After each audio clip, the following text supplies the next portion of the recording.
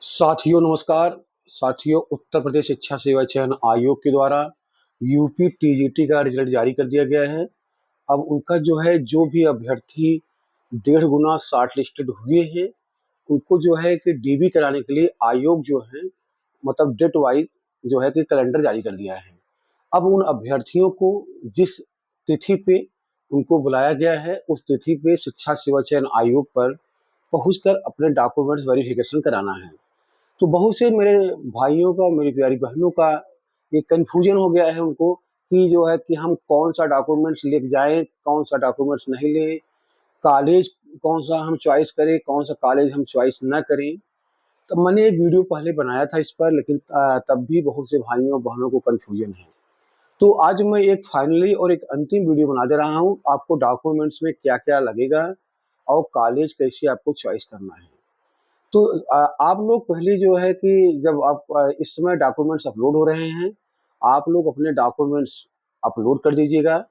उसमें आपको क्या करना है, हाई स्कूल का अंक पत्र प्रमाण पत्र, इंटर का अंक पत्र प्रमाण पत्र, ग्रेजुएशन का आपका अंक पत्र first year, second year, third year, और उसके बाद ग्रेजुएशन का स्नातक का प्रमाण पत्र यानी डिग्री।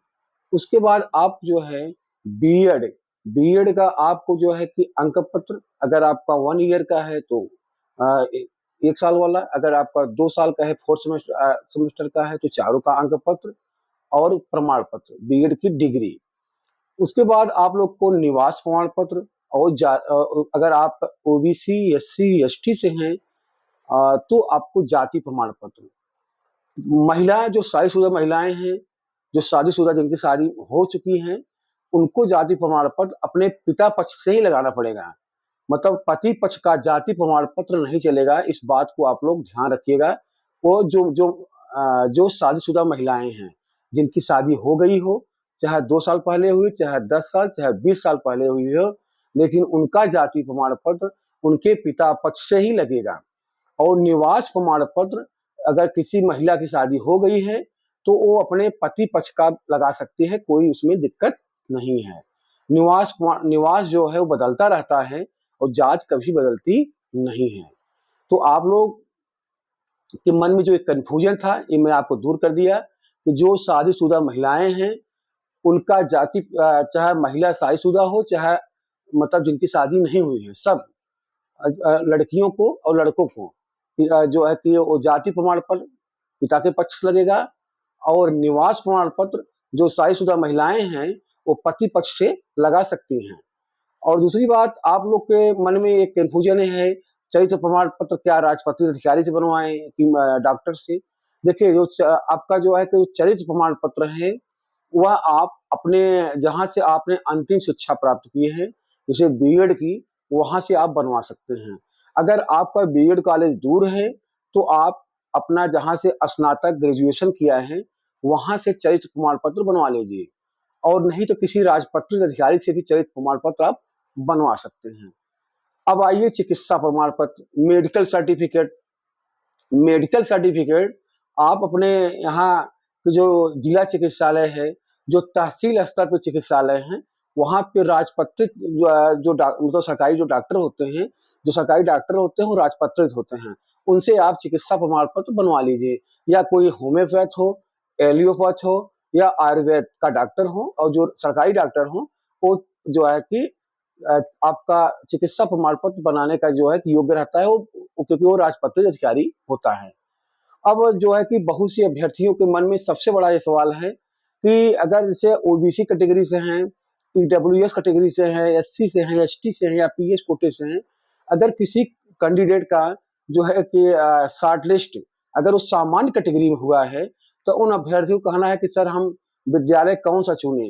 मतलब कि ओबीसी का, कि कि सामान्य का, कि ईडब्ल्यूएस का चुने, कि कि आपका सामान्य का।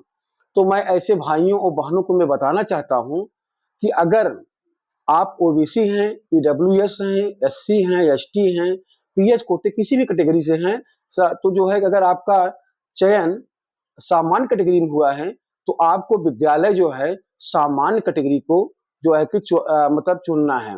मतलब आपको 5 विद्यालय का ऑप्शन देना है, और पांचों विद्यालय आपके सामान्य कैटेगरी के ही रहेंगे। आप चाहे ओबीसी को हो, चाहे ईडब्ल्यूएस को हो, चाहे एससी को हो, अगर आपका चयन सामान्य कैटेगरी में हुआ है तो आपको सामान्य में विद्यालय जो है कि ऑप्शन 5 ऑप्शन चुनने हैं। अगर आप ओबीसी कैटेगरी में आपका हुआ है तो आपको ओबीसी वाले विद्यालय में आपको चुनना है। अगर आपका एससी में हुआ है तो एससी वाले विद्यालय चुनना है, या आपका ईडब्ल्यूएस में हुआ है तो ईडब्ल्यूएस वाले विद्यालय चुनना है।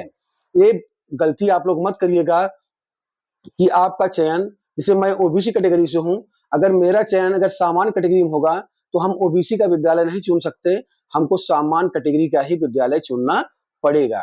और जैसे अगर ईडब्ल्यूएस कैटेगरी, जैसे मैं ईडब्ल्यूएस कैटेगरी से बिलोंग करता हूं, तो हमको ईडब्ल्यूएस कैटेगरी में विद्यालय नहीं, अगर हमारा चयन सामान्य कैटेगरी में हुआ है तो हमको भी सामान्य कैटेगरी में जो है विद्यालय चुनना है।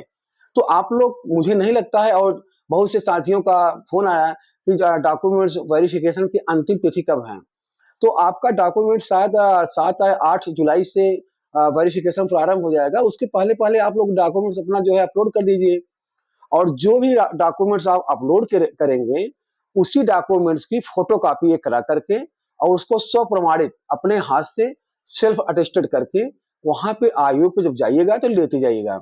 और दो तीन कम से कम 3 नवीनतम फोटो, और आईडी प्रूफ में जैसे आपका चाहे आधार कार्ड हो, चाहे पैन कार्ड हो, चाहे आपका निर्वाचन कार्ड हो, या जो है आपका पासवर्ड हो, सॉरी पासपोर्ट हो, तो उसमें से अगर चारों ऑप्शन में से कोई भी आप अगर आपके पास है तो आप वहां पे आधार आपका जो है आईडी प्रूफ में काम करेगा। ठीक है, तो आप लोग जो दो तीन चीजों में आपको समस्या हो रही है। जो शादीशुदा महिलाएं हैं, निवास प्रमाण पत्र अपने पति पक्ष के लगाएंगी क्योंकि उनका निवास बदल जाता है, और जाति प्रमाण पत्र पिता के पक्ष लगेगा, जो चाहे शादीशुदा महिला हो चाहे अविवाहित हो, वो क्योंकि जाति कहीं बदलती नहीं तो पिता पक्ष से लगेगा।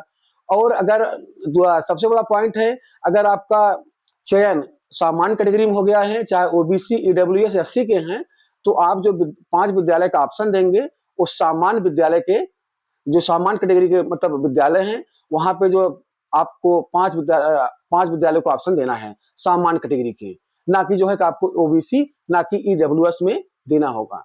तो मुझे लगता है कि आप लोग को मेरी बातें समझ में आ गई होंगी, तो आप लोग काउंसलिंग कराइए।